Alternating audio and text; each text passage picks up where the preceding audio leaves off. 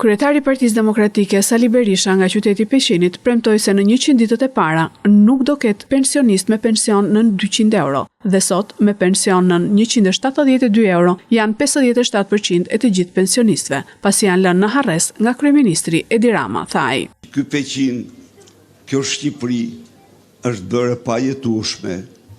Është bërë pajetueshme sepse pensionistët që kanë shkri jetën e tyre, energjinë e tyre, sot trajtohen në mënyrën më të pashpirt, trajtohen me një pension mesatar 172 euro, në 100 ditë të para. Ju siguroj se në Shqipëri nuk do ketë pensionist me pension dën 200 euro.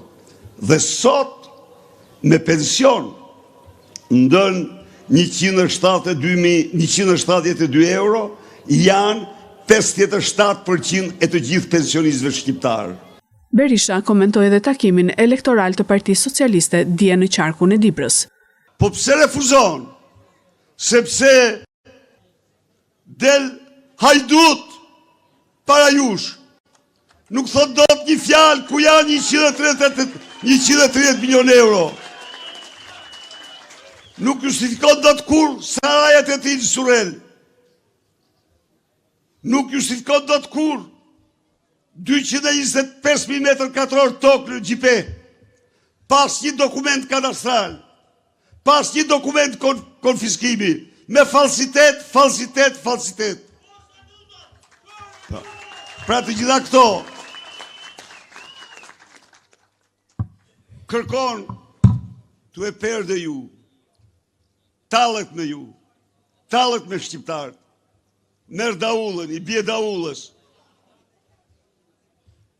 gjën dhe Nojzin, me Lamborghini Nojzit, po Lamborghini Nojzit nuk është pensione, Lamborghini Nojzit nuk është roga, a i takzoj, po që pun ka pensionisti me te, apo si ta mashtroj, po që pun ka i smuri që vdes për ilaçe. Historia ka qenë e hidhur, edhe Kamala mori të gjithë Hollywoodin me vete, po përfundoi atje ku e meritonte.